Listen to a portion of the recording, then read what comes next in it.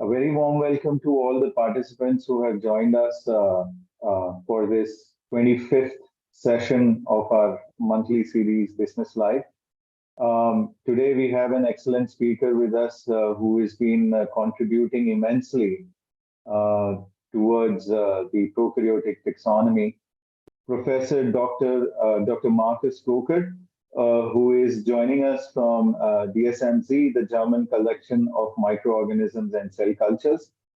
Markus has been working at this culture collection for a very long time. He's participated in large-scale genome sequencing projects, follow-up projects of the Genomic Encyclopedia of Bacteria and Archaea, and he's also co-developed the digital DNA-DNA hybridization, which is also available at the DSMZ website at ggdc.dsmz.de. He's also developed the type strain genome server and the virus classification and tree building online resource. All of these three resources are available at dsmz.de. As a curator and developer of the list of prokaryotic names with standing in nomenclature, which is the LPSN, which is now hosted by DSMZ and maintained by DSMZ.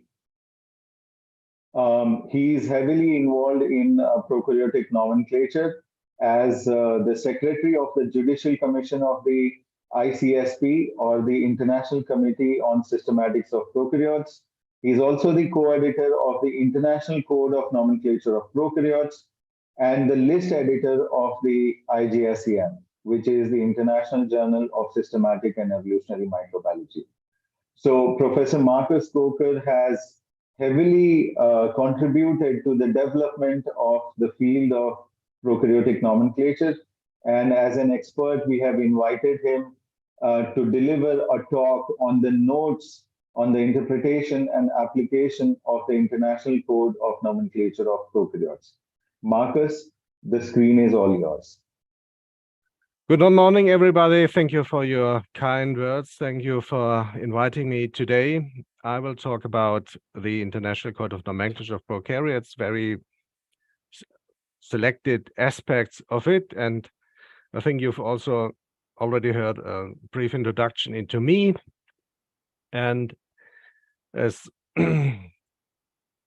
already mentioned, I'm employed at DSMZ in Germany. I'm working for LPSN.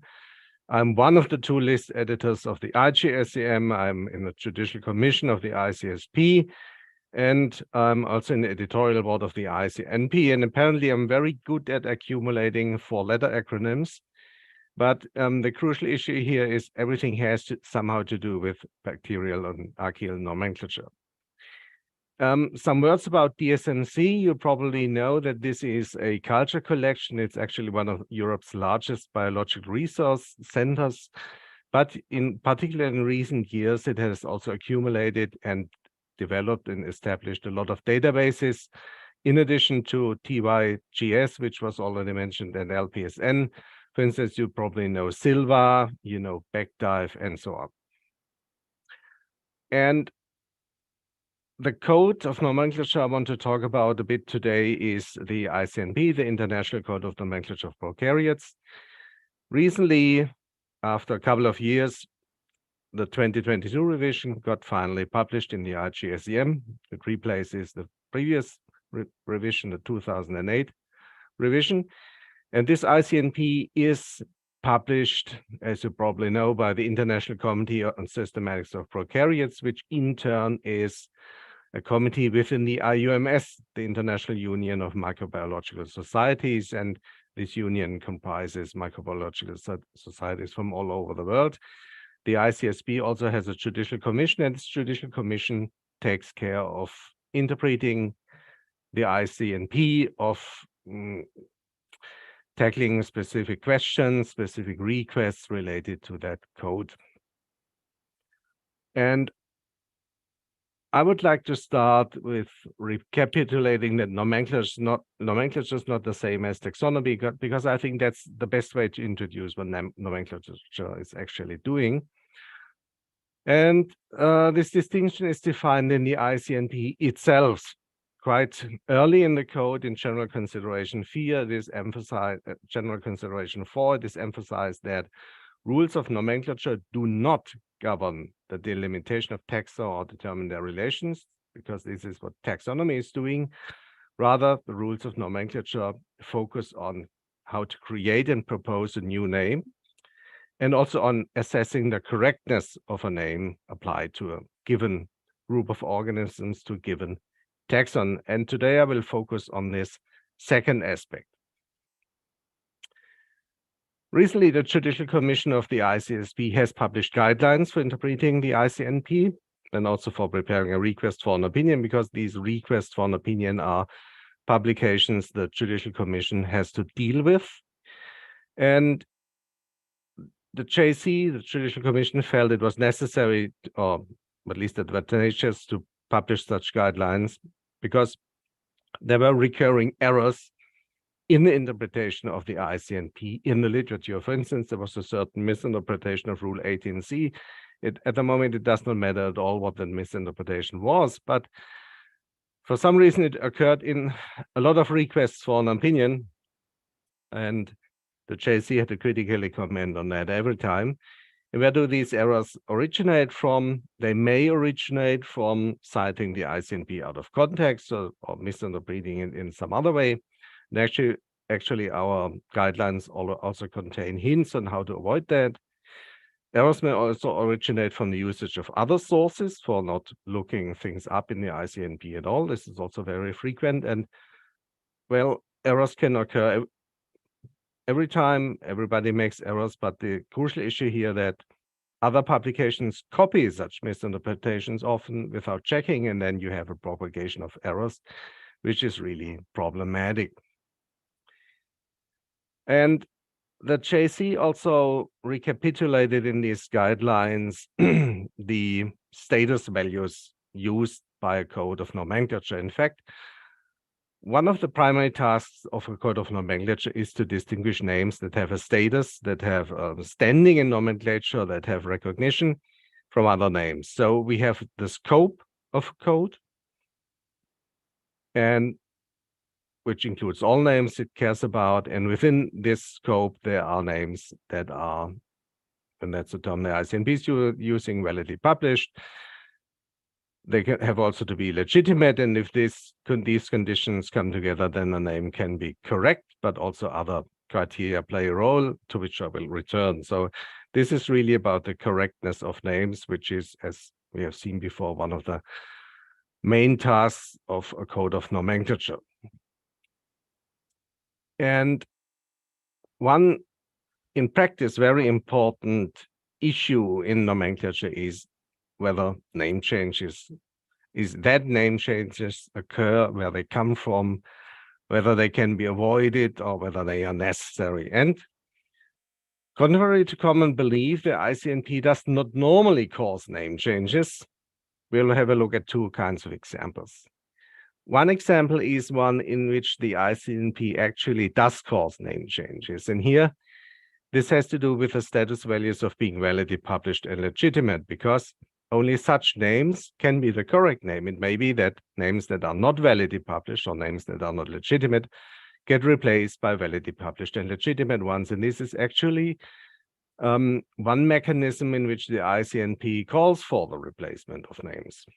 One very prominent example was the replacement of well-known phylum names, such as Proteobacteria, Firmicutes, and so on, by validly published names, which sometimes look quite different. For instance, Proteobacteria was replaced by Pseudomonadota, Firmicutes by Bacillota.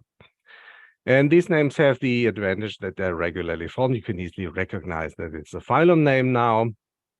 But of course, the trade-off was that very well-known names got replaced in databases.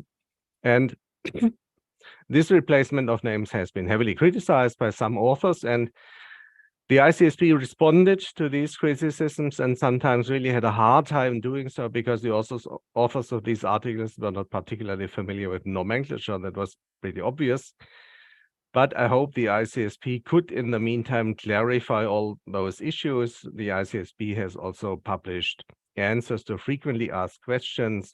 That's a freely available document here. It becomes updated from time to time, and it attempts to cover all aspects of the ICSP's activities. And there's a special chapter about phylum names. So if you're interested in that, please look it up.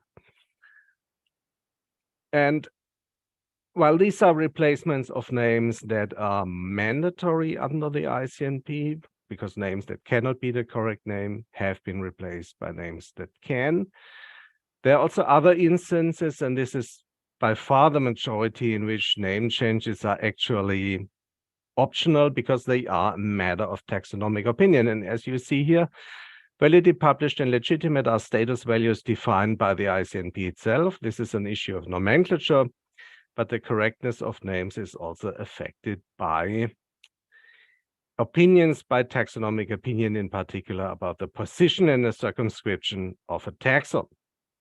Let's have a look at some examples.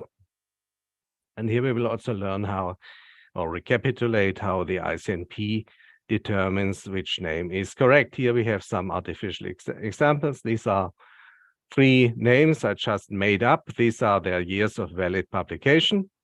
And now the name that is the correct name depends on the circumscription of the taxon, because this determines which names are regarded as synonyms. For instance, if we, as a matter of taxonomic opinion, regard Bergensiella annulifera and Bergensiella comitatensis as synonyms, then Bergensiella comitatensis is the correct name because it has priority. The date of valid publication is earlier. But if we believe that Bergensiella annulifera and Bergensiella nannifila are synonyms, which is again a matter of taxonomic opinion, then Bergensiella annulifera is the correct name.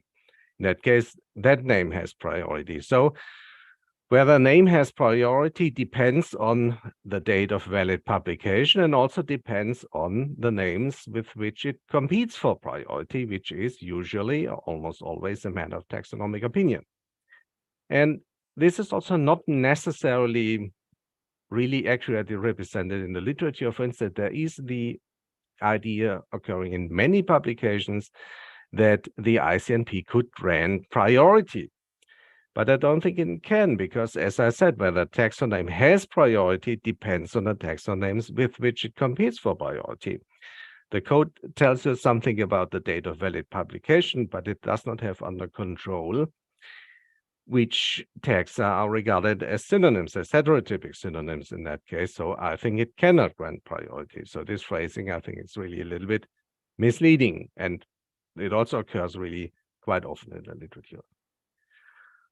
Now, another maybe even more important example is that, or situation is that whether a name is correct depends on assumptions about its position. And this mainly plays a role for species. For instance, this artificial species name, Corybacter berlinensis, implies that this species is placed within the genus Corybacter, and that's the position of the species. If other authors believe it should be placed in the genus Ehrenbergiella, having another position, they would propose that name, reusing the epithet. And if authors believe that this species should be placed in the genus Pasteuribacter, they would coin that name, also reusing the epithet. And again, we have a change of the position. So in this example, all of these 3 names would be validly published and legitimate. That's the nomenclatural status. But the correct name now depends on assumptions about the positions. Depending on the genus in which we want to place these species, either of the 3 species names could be the correct name. So this is an aspect that is not determined by a code of nomenclature. And this also has the effect that depending on assumptions about position, the last validly published name, in that case, Pasteuribacter berlinensis, can be the correct name, or some earlier name can be the correct name. So there's absolutely no need from the viewpoint of a code of nomenclature to treat the last validly published name as the correct name. And now let's also have a look at how this is treated in the literature and in databases. For instance, in this prominent paper, we see some explanations about the ICNP, a brief introduction into the ICNP. And I think this brief introduction was a bit too brief, because here it is said that priority simply means that the first validly published legitimate name is the correct name of the taxon. But that's oversimplified, because this also depends on the position. If you believe in another position of a species or subspecies name, then another name, maybe the last validly published name, is the correct name of the taxon. And in fact, if we look into databases, we have, I'm not naming the database here, but it's a quite prominent one. We have often the approach that in the case of a couple of validly published names that are synonyms of each other, homotypic synonyms in the case of new combinations, as we have seen before, then these databases, as a rule or as a database policy that is automatically implemented throughout, treat the latest validly published name as the correct name. So that's completely the opposite of what we had before.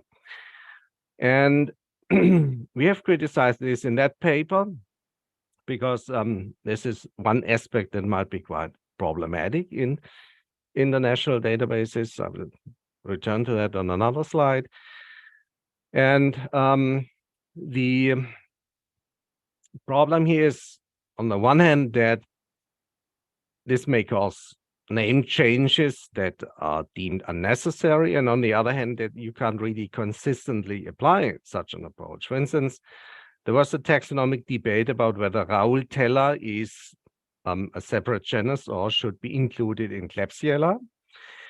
And if we always treat the youngest validly published and legitimate name as the correct one, then we would prefer Raoultella in these instances, but a Klebsiella name in this other instance, simply because taxonomic opinion changed. First, it went from Klebsiella to Raoultella, a separate genus, and then it went back. So you cannot taxonomically, and sometimes not even in terms of nomenclature itself, consistently apply a criterion such as always preferring the last validly published name among a set of synonyms, among a set of new combinations, homotypic synonyms, because this is actually a matter of taxonomic opinion, and there you have to draw a taxonomic decision.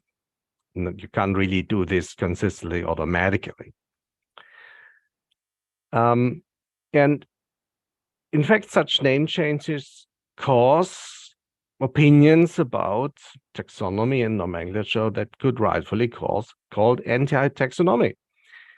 And I think we have heard in previous talks about such views, and these views usually originate from practitioners in distinct fields, medical microbiologists, industry, and so on, which have to deal with names that are really heavily negatively affected in their daily work by replacements of names by name changes. You have heard the BISMiS talk by Henrik Christensen probably, and he provided a couple of examples where this is really problematic. And the somewhat tragic issue here is that parts of these problems come from misinterpreting the ICNP. For instance, such name changes are primarily believed to be about naming. In reality, they are primarily about grouping. It is also firmly believed often that the last validly published legitimate name among a set of synonyms must be the correct name, although that is not the case. And it's also believed that taxonomists, rather than databases or other agencies which implement those so-called name changes, are responsible for name changes. And I even had email correspondences in which it was considered to sue taxonomists for those name changes and the problems they cause, the risks they cause in medical microbiology, and so on. And sometimes the Judicial Commission has to deal with requests for an opinion that propose the rejection of names just because names were introduced as synonyms of homotypic synonyms, as new combinations for other previously established names, and people are firmly opposed to name changes, although these name changes are not even mandatory under the ICNP. And on a positive note, I would like to emphasize that sometimes authors realize that they do not need to adopt new names. For instance, The taxonomic dissection of the genus Mycobacterium was heavily opposed by a couple of authors. And then in this article, it was emphasized that authors were surprised that, as they said, differently from common assumptions, the code does not tell them that they have to use those new names. They were surprised that there is no official taxonomy. They refer to the principle of freedom of taxonomic thought and action, but in reality, this primarily originates from the fact that the ICNP regulates nomenclature and not taxonomy. And they also emphasize that it is a common thought that the most recent name replaces the previous one, and that this is not mandatory. So they suggested simply ignore the new names of mycobacteria. And if we look at the flow of names, in that case, new combinations proposed for indicating that a species should be placed in another genus, if we look at the flow of those names from the proposal to the end user, as we might call such professionals, then we see that there are quite a few steps, and there is not necessarily an automatism. If we have in a so-called effective publication a proposal of such a new combination, it usually gets validated or directly validated published in the IGSEM. This just depends on the rules of nomenclature. But then international databases, primary databases, general databases, such as GenBank or others, they actually have a choice. They can treat this newly proposed new combination either as the correct name, which they often do, or always do, or they can treat it as a synonym. This is really their choice. This has nothing to do with the ICNP. And again, if data such as sequence data from such primary general databases come into end-user databases, such as identification systems for human pathogens in the medical lab or so, then again, these databases have a choice which name they treat as the correct name. So if they intended to have everything as taxonomically conservative as possible, they really have the choice. And I think many of those complaints about name changes originate from the inaccurate view that you have to treat the last validly published and legitimate name as the correct name, whereas in reality, that's a taxonomic choice you can make. This talk is not about taxonomy, so I can keep this brief and quite superficial. We also have to look a bit, however, at contemporary taxonomic approaches. And I think that these approaches currently used in bacterial and archaeal classification are not necessarily conservative. There is rarely seen the approach to keep everything as is at all costs, and it could ignore new data. You may be laughing about that, but we have seen this actually in one request for an opinion. Then, of course, conservatism of nomenclature is maximal. Rarely used is an approach in which non-monophyletic taxa are tried to be repaired, but changes at the same time are minimized. This uses the data, this considers new methods. Conservatism is high in that case, as high as possible. But we have other approaches, such as additionally applying so-called signature characters, such as signature, conserved signature indels, or something like that. And conservatism, again, is lower now because it's an additional criterion. Not only have taxa to be monophyletic according to the data, they also have to have certain features. And the more criteria you introduce, the more taxonomic changes that implies. And the same holds for applying thresholds, quantitative thresholds about the genetic or otherwise divergence of taxa. So not only have they to be monophyletic, but they also have to have a certain genetic or genomic divergence. And this yields a usually very low conservatism, because this is one of the main causes for taxonomic changes, for rearranging taxa into group. And even if you prefer applying such thresholds, even if you think that it is a good idea to have taxa that have comparable genetic divergence at the same taxonomic category or rank, then you still have to admit that this is less conservative than trying to minimally fix non-monophyletic groups by rearranging in a way that minimizes the implied number of taxonomic changes. So as I have informally, colloquially introduced the idea of anti-taxonomic use, the question is there also an opposite? I've called this, for the purpose of providing this discussion, hyper-taxonomic views. What could that be? And I think one could really call some views like that. For instance, again, people may believe that the last validly published name among a set of homotypic synonyms must be the correct name, but with a different emphasis. Or it is thought that the ICNP is overtly restrictive regarding taxonomic work, that it hinders taxonomists to describe taxa or to propose names. And there's also the idea in the literature that the valid publication of names under the ICNP should be made easier. We will also have a look at a couple of examples because this is now a very big problem, I think. For instance, complaints occur occasionally when users of LPSN, when taxonomists see that the names they have just proposed and which became validly published are not preferred by LPSN, because LPSN sometimes does not choose the last validly published name as the preferred name, as the correct name, as in the case of Mycobacterium, for instance. And I got one message in which a taxonomist emphasized that this is an embarrassing situation because if the name is treated as a synonym, it's not going to be used by anymore. But I don't find this argument particularly convincing because this refers to a name that as a new combination is supposed to replace the older name. Then you also need to think of the authors of the older name, because the change would of course cause their names to not be used anymore. And finally, hypertaxonomic and anti-taxonomic views, as I will call them for now, partially agree. Both believe that the last validly published name must be the correct name. But if you have anti-taxonomic views, you hate that. If you have hypertaxonomic views, you insist on that, mostly because you are the taxonomist who has proposed the new name.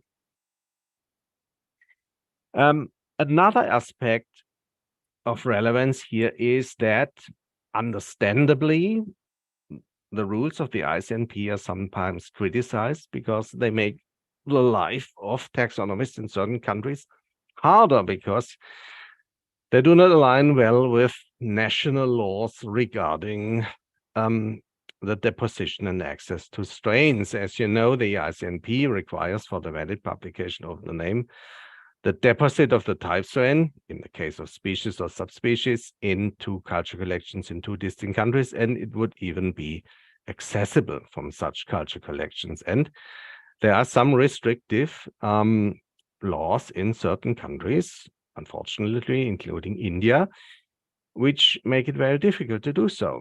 And I think these complaints are really understandable, but we do also find some exaggerated, some overdone criticism of the ICNP and the ICSP, because the ICNP does not restrict participation in reporting new species and taxa, because the ICNP does not regulate, but does not rule over the effective publication of names. That is, the ICSP or the ICNP has no way of hindering anybody to describe a taxon. It has no means of hindering anybody to propose a name. It only regulates the valid publication of names for the purpose of providing a mechanism to determine the correct name.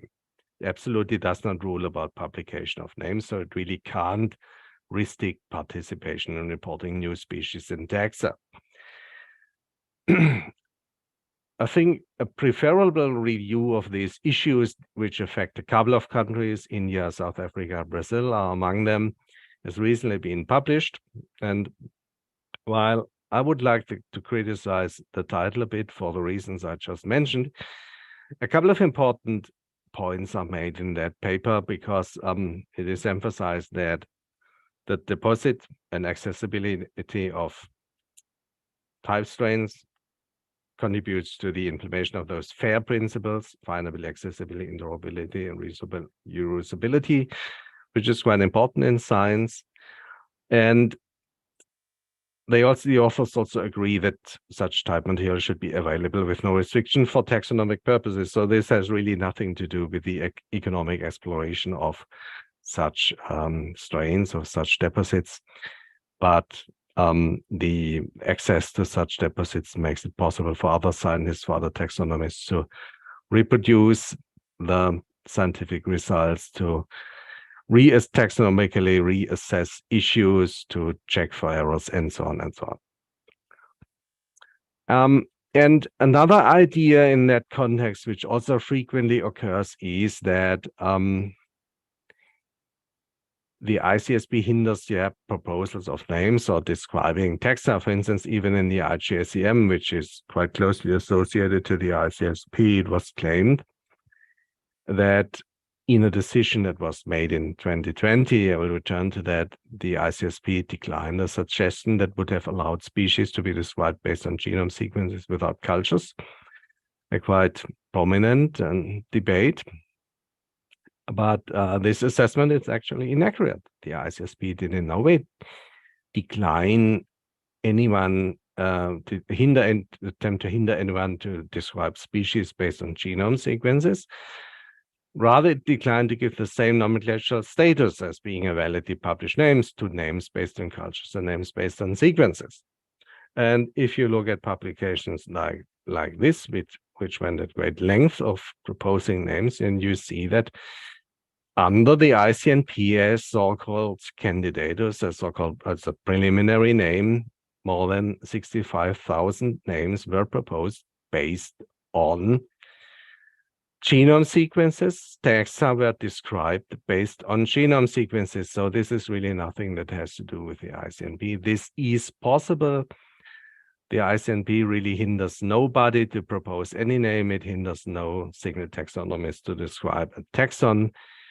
What the ICSP decided in 2020 was just that it doesn't, the committee doesn't want to assign the same status, the same nomenclature status to names based on deposited cultures and names based on genome sequences or other DNA sequences. That was the core of the decision.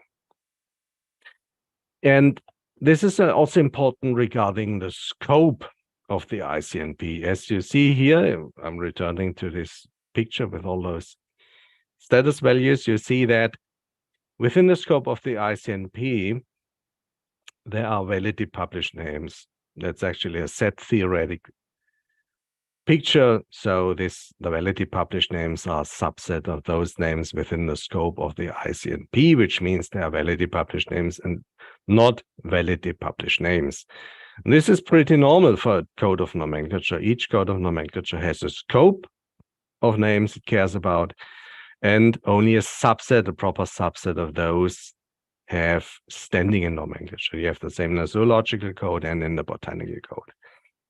And for this reason, I don't find proposals in the literature or criticisms in the literature that which claim that the ICNP should be renamed the International Code of Nomenclature of Cultivated Prokaryotes. I don't find them particularly convincing, because I think here the authors simply have confused the criteria for valid publication with the scope of a code.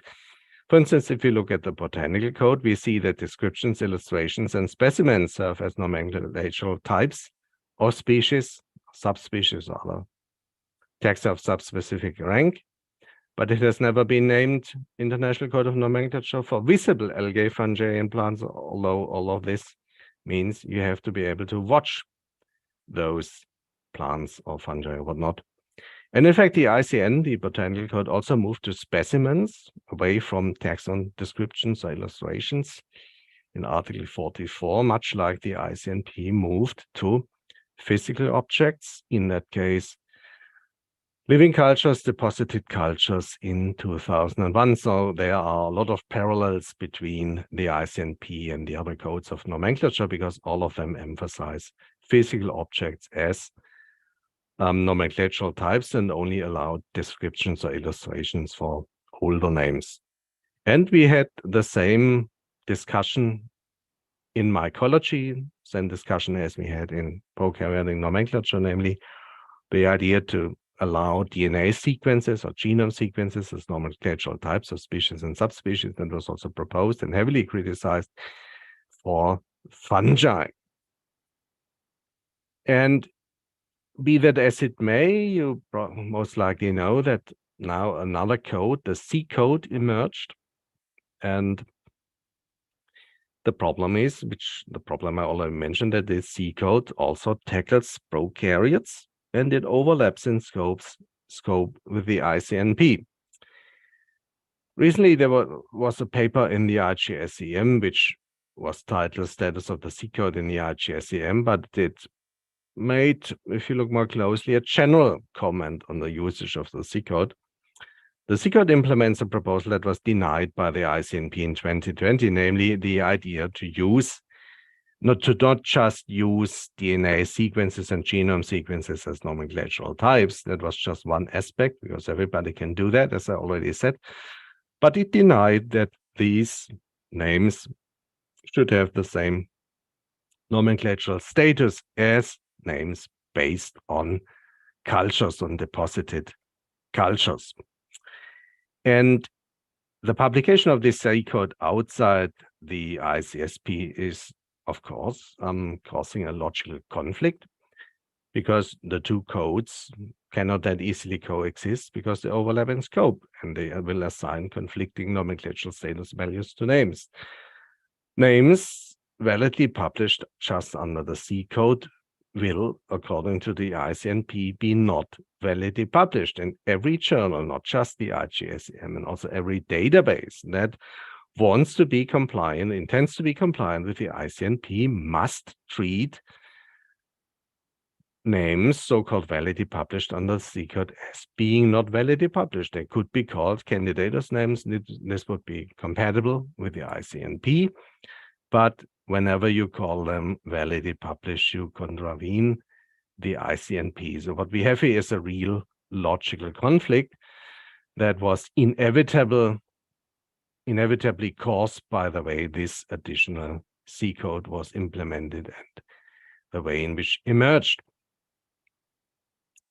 And if we look back at the purpose of the Code of Nomenclature, we see already in general consideration one, quite at the beginning of the ICNP, that it is emphasized that a precise and standardized system of nomenclature has to be established, because this will serve the international community of microbiologists. And if now conflicting nomenclatural status values are assigned to names because we have two overlapping codes, then how exactly is this standardized? Is this a standardized system? Well, one author once quipped that the nice thing about standards is that there are so many standards to choose from, but I don't think that's the real idea behind standards. And this is not only about the nomenclatural status of individual names, because as we have seen before, the nomenclatural status has an effect on the correctness of names. Additional conflicts will emerge. For instance, assume the genus Gamgiella, based on a genome sequence, will be validly published under the C code in 2024 and becomes the type genus of the family Gamgielaceae. I have not talked about family names, but you can see that this family name is derived from the genus name. Now assume the genus Baginsiella is validly published under the ICNP in 2025 because someone cultivated that thing, and becomes under the ICNP the type genus of the validly published name Baginsielaceae. Now, if these two families are the same, because taxonomically everybody believes that Gamgiella and Baginsiella as genus names should be in the same family, then Gamgielaceae will be the correct name under the C code, but Baginsielaceae will be the correct name under the ICNP. So we inevitably come into a conflict, and this conflict does not only affect families. This can go up to the phylum throughout all taxonomic categories from species or even subspecies upwards, because the two codes conflict. So I'm already reaching the end of this talk, and here just just wanted to highlight some aspects of the interpretation and application of the ICNP, which are, I think, currently of the highest relevance. The practical application of nomenclature is the first part. It's unnecessarily problematic because we have those misinterpretations of the ICNP, which seem to spread easily. Sometimes they occur in high impact journals. And for practitioners who have to deal with names who work in medical or applied fields or industry or not, these perceived name changes cause unnecessary problems. But most of this originates from the idea that the last name has to be the correct name, which is not the case. And of course, we also have the situation as current taxonomy is not particularly conservative, but this may not even be the main issue here. Criticism of the ICNP and ICSP are often understandable. There are conflicting goals, and you have to. Some solutions have obvious disadvantages, but such criticism is often exaggerated and overdone, particularly because such misinterpretations of the ICNP are prevalent. And in addition, we have this the specific problem now that we have these two codes, and I think that the coexistence between these codes is not sustainable. The C code implements a proposal that was explicitly rejected by the ICSP, and any recognition of the C code by the ICSP via the ICNP would mean to revise that rejection. The codes overlap in scope. The distinction is ill-founded. For instance, the zoological code and the botanical code are very, very well distinguished because, well, you can't transform an oak tree into a shark or a red alga into a beetle, but you can easily transform, although it may practically be difficult, but in principle it's possible, an uncultivated microbe into a cultivated one by cultivating it. And that's something completely different than the distinction between other codes. These codes assign conflicting nomenclature status values, and this will, over time, yield distinct correct names for the same taxon. And I think this should not be sustained for much longer. And I think a compromise is needed between the two parties instead of two separate codes. And that's it. I thank you for your attention.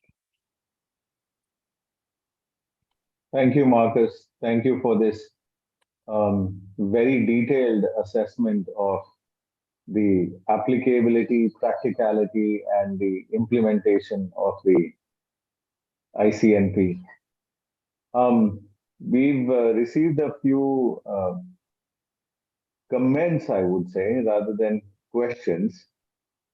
Are you ready? Whenever you're ready, I can take them. If I can see them, yes. 1 moment. Yeah, if you can open your Q&A box. Yeah, 1 moment.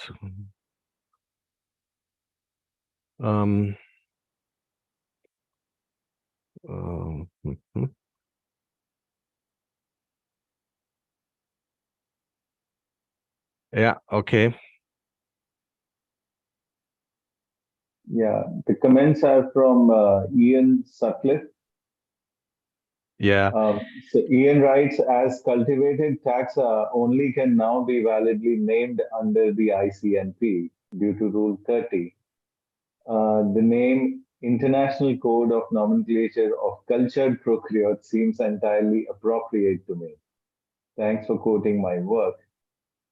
And then he further adds that each argument for a reclassification needs to be individually evaluated, but in many and possibly most cases, reclassifications and new name combinations are proposed based on the application of novel and improved taxonomic methods that are expected to generate more robust classification.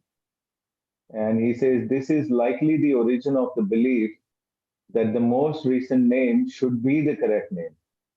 Do you agree with it? Okay, these are, I think, at least a couple of distinct comments. So, renaming the ICNP, no, I do not agree with that, because I think this idea is based on the confusion of the scope of a code and its criteria for valid publication. The ICSP has explicitly retained as criterion for valid publication of a name that it should be based on, in the case of a species or subspecies, based on a culture deposited in two distinct culture collections. Most cases, exceptions are possible, and this is a deliberate choice and has nothing to do with the scope of a code, absolutely nothing. And for this reason, there's absolutely no reason for renaming the ICNP. And I gave the example about the botanical code where we have exactly the same situation. Each code of nomenclature has criteria for the valid publication. These criteria for the valid publication inevitably lead to the situation that only a subset of the names under the scope of the code are validly published under the code or available, as the zoological code calls it. And none of these codes is named after its criteria for valid publication. So if you ask me, this argument just plainly makes no sense. Sorry about that, but here I really disagree. Then regarding classification, I think here we have to distinguish between technical progress, data availability, and taxonomic concepts. For instance, I fully agree that we now have genome sequences available and that they yield many more characters for instance, inferring phylogenetic trees than single gene sequences or phenotypic data. For this reason, we really get more well-resolved, more reliable phylogenetic trees. But for instance, the question of how we deal with those trees is entirely dependent on our taxonomic concepts. Even if we agree, and I think that's something almost everybody agrees on, that taxa should be monophyletic given the trees we have, then we still have a couple of choices, which are choices made by the taxonomists and not directly come from additional data. For instance, the idea that taxa of a certain category have to be quantitatively comparable by applying certain thresholds is a choice of the taxonomist. This is not dictated by the data. This is not dictated by the availability of genome sequences. This is a deliberate choice. You cannot infer this from the data themselves. And this choice, although it has, of course, obvious advantages, also means that the resulting taxonomic work is not as conservative as it could be if fewer criteria, for instance, only monophyly would be employed. So here we really need to distinguish between the taxonomic concept on the one hand and the new data that are available on the other hand. Yeah. So I have okay. We've received another question. I think Professor Göker missed the implication of the approved list 1980 addendum 1985 when presenting the hypothetical consideration when comparing the names from 1950s, 70s, and 2000s.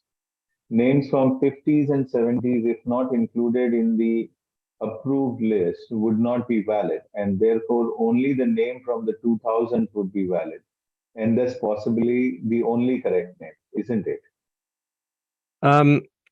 The examples I were using are entirely hypothetical, and the years were mainly dictated by background information on the source of those names.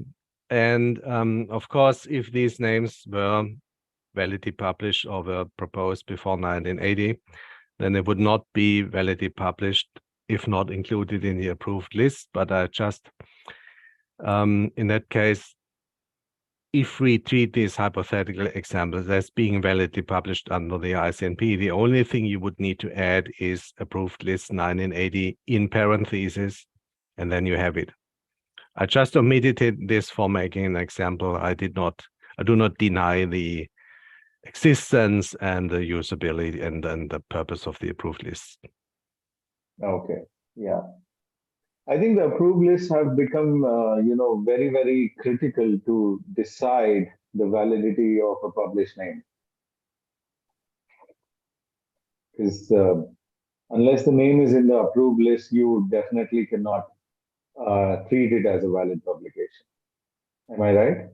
Well, you need to consider that the approved list is just one publication in 1980. It is in the plural form because within this single publication, you had two distinct approved lists, one for species and subspecies in general and one for family upwards. But the approved Right. list is really just one publication in 1980 and no further approved lists have been published, although this would theoretically be possible. What you had in the meantime is the valid publication in the IGSEM or the IGSB itself, and of course, Right. the validation in the validation lists. And if you compile all those names, which is actually what we are doing on LPSN, then you get the complete list of validly published names. Okay. I just wanted you to elaborate a little bit more on two specific aspects, the anti-taxonomic and the hypertaxonomic views. And that was the first part. And the second one is when you suggest that there has to be a compromise needed between the ICSP, ICNP, and the C code. What kind of a compromise are you suggesting? So these are the two questions that I have. Anti-taxonomic and hyper-taxonomic are terms are just made up for the purpose of giving this talk and for giving a point. I do not necessarily suggest to use them in the literature. Okay. But you really have a lot of complaints by practitioners about name changes, and they are, for instance, in the medical field, in laboratories, but also elsewhere, they are workers, they are often confronted, for instance, by agencies that they are obliged to consider the latest name changes. So even government agencies assume that there's a mandatory name change. And this consumes a considerable amount of time. And because the mechanisms behind those alleged name changes are not normally fully understood, this sometimes generates an outright hatred towards taxonomists. I'm not exaggerating. As I said, I had email correspondence in which it was really considered to sue taxonomists, to bring them in court because they cause such trouble in for medical practitioners, for instance, because they endanger patients, for instance. So this is really serious, and I think if we consider that the ICNP is quite neutral regarding distinct taxonomic views, and if we consider that databases could be more conservative when implementing the name changes or postponing name changes or not just adding new names as synonyms. If we consider that, then I think there are quite a few mechanisms that could improve the situation, but they are just not yet chosen. But as you have seen, there are, as in the case of the example from Mycobacterium, sometimes people just realize they don't need to adopt the new names, and that's it. They're happy about it, but still you can have problems if databases don't follow them. Yeah, then you will always get a name primarily associated, a sequence, for instance, primarily associated with a name you don't like, and so on. So it's also really depends on the behavior of databases. Right. Yeah. Okay. And the second question regarding a possible compromise here, I think what we really need to do is that we recapitulate what which needs are actually there. What is it that people actually need from a code of nomenclature? So, for instance, if you say names based on genome sequences or any DNA sequences must also be validly published, then this is not actually a need of somebody, it's just a means to an end. And if other people don't agree with that means, then we can perhaps find other mechanisms to serve the same needs. So we just need to separate the proposed means from the actual needs. And I think then we can find a solution that satisfies everybody, I think. Mhm. So, I mean, I understand that ICSP, the ICNP does not recognize the C code in general because the proposal was voted down. But it's probably a hypothetical situation. Like, let's say today there is an organism that's known from its genomic sequences, and then a few years later, it is possible to cultivate them because of advancement in technology. And in that case, you did propose an example where you had those hypothetical examples, like in 24, the genus is named or a family is named by some other name, and then when it is cultivated, it's considered by some other name. But then the question is, can the ICMP not, recognize the name which was already proposed based on the genomic sequence and create a consensus between the two codes by implementing the already published name, whether it is, in terms of the ICMP, whether it is valid or not valid, but then looking at the practical implications of the confusion. Can that sort of a compromise be arrived at? The point is that individual taxonomists propose names, Right. not the code of nomenclature, and not the committee that is behind that code of nomenclature. And unless something like this is regulated, it can't be enforced. Agreed. But can the ICNP put sort of a recommendation for authors who are trying to cultivate an organism which is already known by genomic sequences to try and maintain the consistency? I'm not saying enforcing, but recommendation. Even this would not necessarily help because the date of valid publication has an effect on the priority of names. And this has an effect on the correctness of names depending on taxonomic opinion. Correct. For this reason,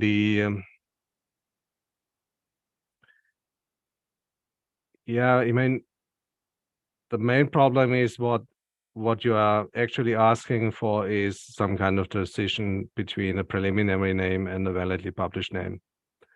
Yeah, I mean, Ian has made a similar comment in one of his questions. He says C code already respects ICNP names.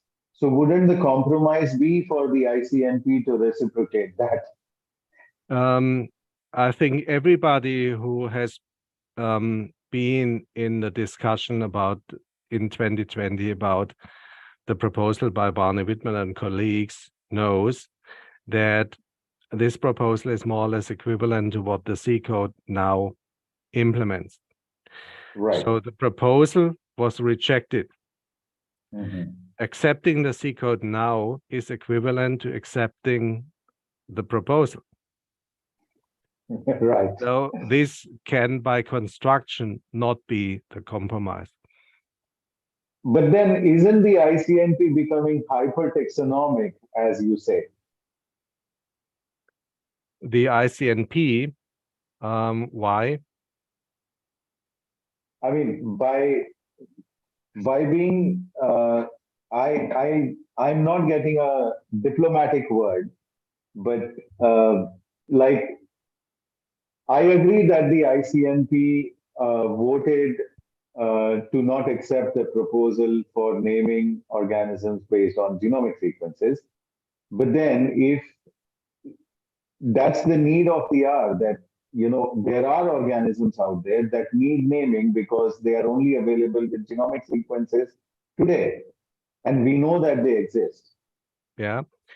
But So, here you have to be very careful again. As I emphasized during my talk, the ICNP hinders nobody to name those taxa. but then ICNP also doesn't recognize those names being named by a different code. That's my point.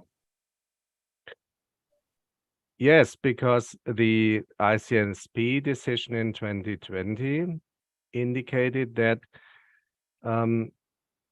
names based on genome sequences or DNA sequences should not obtain the same nomenclatural status as names based on cultures. That was the decision, that was the background of the decision, that was the reason for rejecting the proposal. There were actually also other reasons. For instance, the proposal would have caused, because of the way it was phrased, would have caused logical contradictions within the code, and that's not something you want to introduce. But there were a couple of concerns. These concerns are still valid. The situation has not changed, and for this reason, whatever you think about the best solution, that's certainly not a compromise. It's pretty clear. Okay. So a compromise is if you address the concerns against something, as well as the reasons for something. You have something. You have arguments against something, and you have arguments for something. And the compromise means that you arrive at a solution that considers both kinds of arguments. Agreed.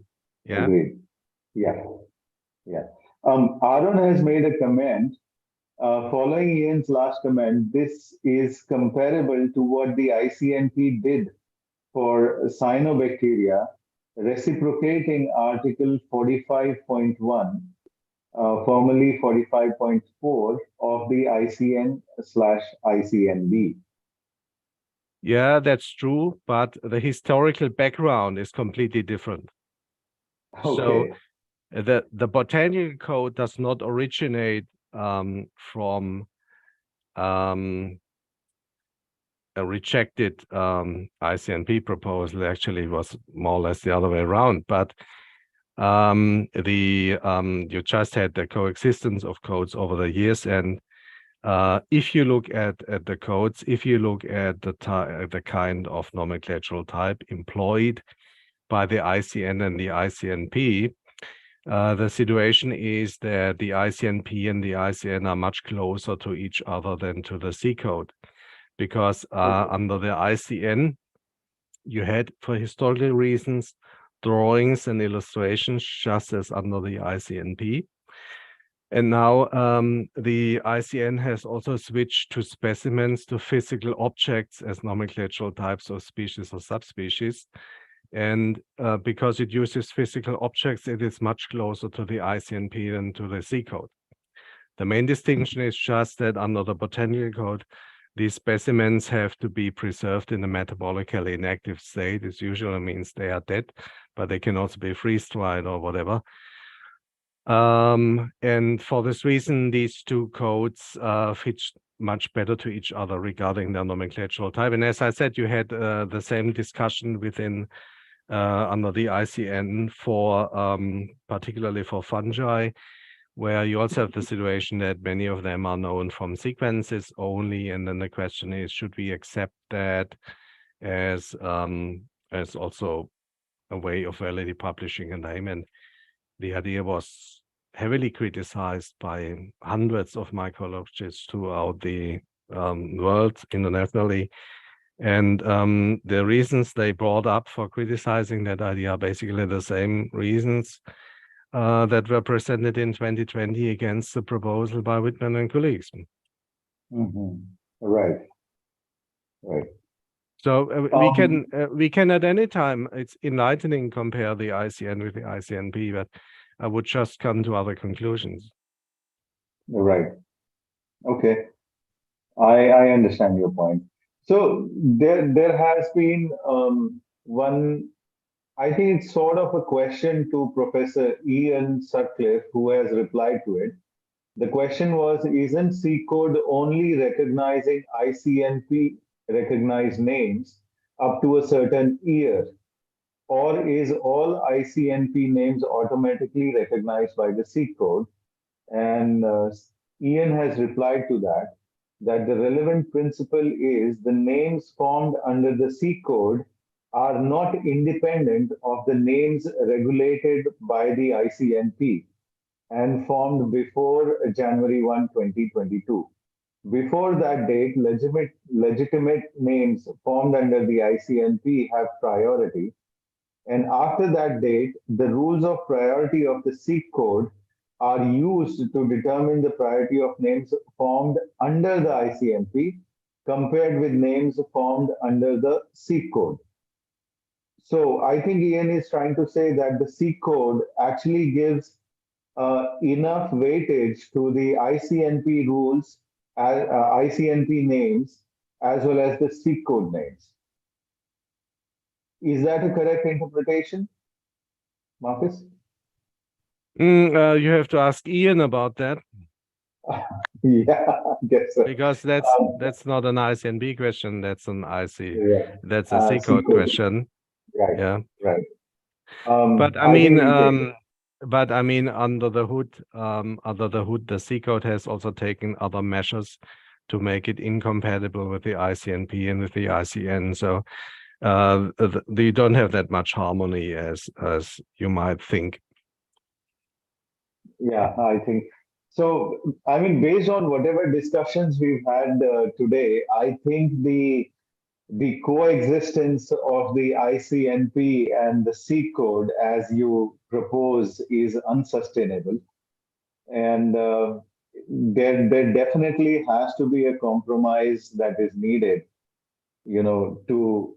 um, to coexist rather than you propose that the two separate codes cannot coexist, but I don't know what the future holds. Definitely, instead of being anti-taxonomist or hyper-taxonomist, I think we just have to think like a taxonomist and just go with the flow. That's what I think. So, would you like to say any closing comments, Marcus? Predictions are difficult, particularly those concerning the future. Right, right. So thank you so much, Marcus, for this very interactive and enlightening session that we've had today. Thanks for having me. I shall see everybody Kamlesh. in. Yes. Yeah. Benjamin, you have a question. I have one last comment. Today I'm very happy to listen the talk from Markus Göker from BISMiS, and I totally agree his mostly important points and opinions. Kamlesh, we will host a BISMiS, formally a meeting in Guangzhou, in this coming November. I think all the important experts for the SSP like Inself and also some proposed experts like Brian Helen and Philip Hanhorst from Australia. They all participants the BISMiS meeting. So Max, I hope you can also join participants meeting with us. Before the past 3 years, we meet the worldwide pandemic for the coronavirus. We didn't meet each other, but the sequel already published, and we have to accept the facts. So we still have many problems for the ICNP and sequel the two system. We should we should have the opportunity to have more discussions with round tables during the 5th BISMiS meeting. I sincerely invite you to welcome to join with us for the November BISMiS meeting, okay? I will send the formal invitation letter to you soon. Thank you very much. Yeah, you are welcome. Yeah, I think the BISMiS live, the 5th BISMiS meeting this time is going to be very, very live. Yeah, I hope so. Given the two codes are now coexisting. Thank you, Markus, once again for this excellent session.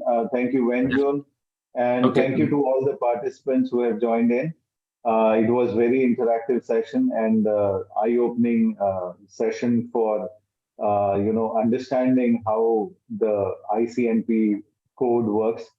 We'll meet with everybody in the next month with another excellent session from Fanus Venkat. Thank you so much.